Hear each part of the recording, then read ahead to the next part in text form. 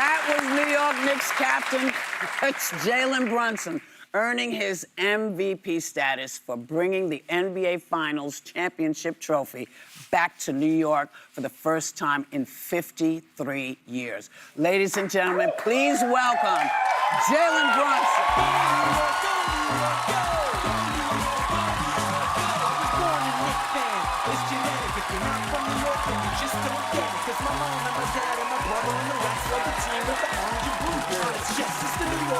Real talk, I'm loving this team, representing New York, and you gotta believe that this shit can happen, cause something's going on in Midtown, Manhattan, the boys, I'm loving how we're looking, from uptown to Brooklyn, New York, up the East Coast, and it's the New York Knicks, it's a foul step.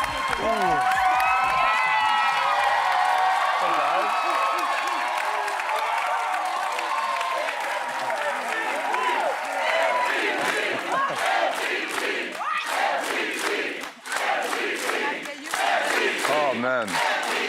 It's only an hour show, y'all. Wow. It's only an hour show. let us welcome this man, because it just, first of all, I'm old enough to remember the last time we did have it, and it's spectacular. So a lot of that is in your hands. So you just walked out here to the Knicks theme song, Go New York, Go, Go, by Jesse Eisler. Congratulations. The way you led this Knicks team, you found a way to win every time. And there was one for the history books. I was at the Garden for the unbelievable Game 4. Mm-hmm. I'm telling you, people, you know, OG tapped it in. Yeah. And it was silent. And then you heard, people lost their mind. And in tight moments, I gotta ask you this, because I was really unhappy about several things. How do you, well, you'll see. When you know, stuff is happening, you get grabbed by the neck and shoved to the ground, and nobody makes a call. How do you not pop up? Because I need to know. You keep your cool. How you kept your cool, because I have to tell you, many of us were about to eat that television. So mad. I think it starts with honestly my parents, how they raised me. I'll start there, but also understanding like the moment, like everyone catches that retaliation, and so I wanted to, but at the same time I knew that it was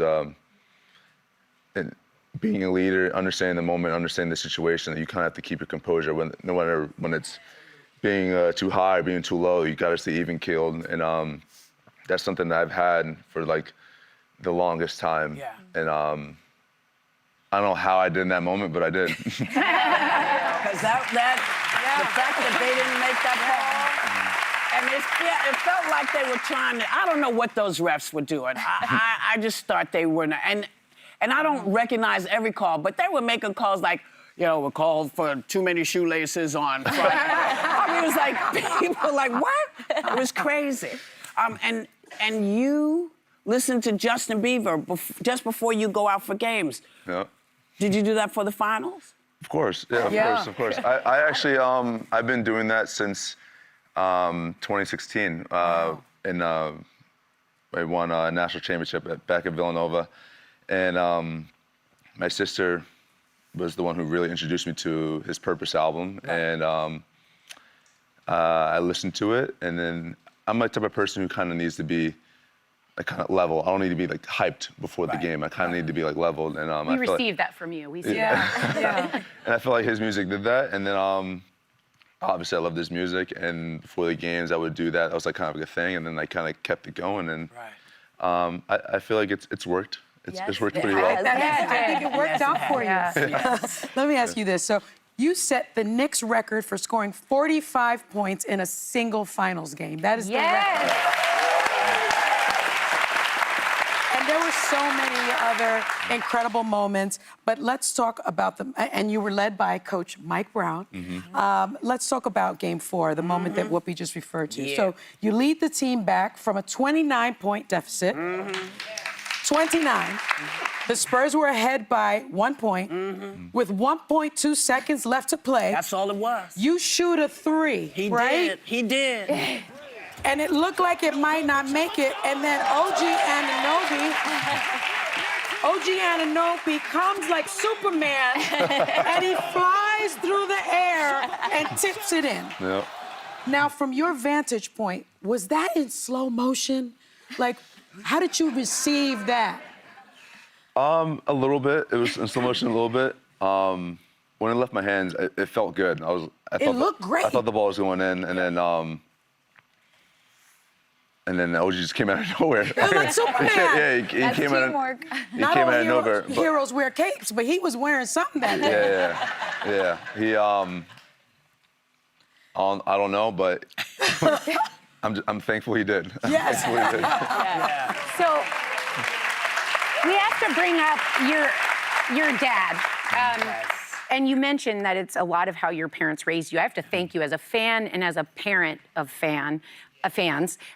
It is so great to be able to look up at the greatest on the and your team as well, the relationships you have and the way they guide, but you do it with such integrity and you do it so well that you become a human example for so many people, and that's not everywhere in sports, so I thank you for that. But I know your dad was a big influence, and he played in the NBA in the 90s and 2000s, including for the Knicks, and now he's one of your coaches. You're both NBA champions. So anyone watching Saturday night will remember this. This was my favorite part. I think it's gonna show the hug.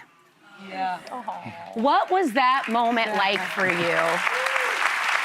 Because it was my favorite moment of the entire night. Yeah, I remember when the buzzer rang, I obviously I was excited we won. I walked right to the Spurs coach, Mitch Johnson, shook his hand, just to say how much I respected them and their team.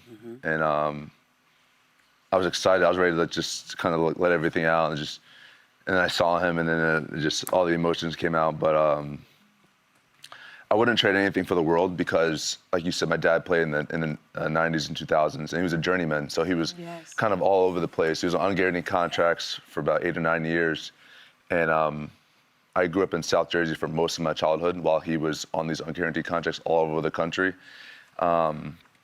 So these past 4 years, I won't take for granted because it was the most consecutively, like, in my life that we've been together. Yeah. Wow. So when everyone says I could never coach, I could never play with my dad who's a coach, especially at that level. I was like, well, honestly, I know when he's being my coach, I know when he's being my dad. Yeah. And so being able to decipher the two made it a lot easier. So it was a moment clearly I will never forget. Well, some of your best videos are the ones you've posted over the years of him training you. Yeah. Those are the most fun because you weren't born The most 7'5". Sorry, most fun. for us watching, but there is some genetic lotteries that apply to some people that you know where they're going. You're not that. You worked so hard for so long to be here. was And you discounted. quoted it in the chant. You said it was those summers alone on those courts that you remember. And I just think that is, your story is so phenomenal. Thank you.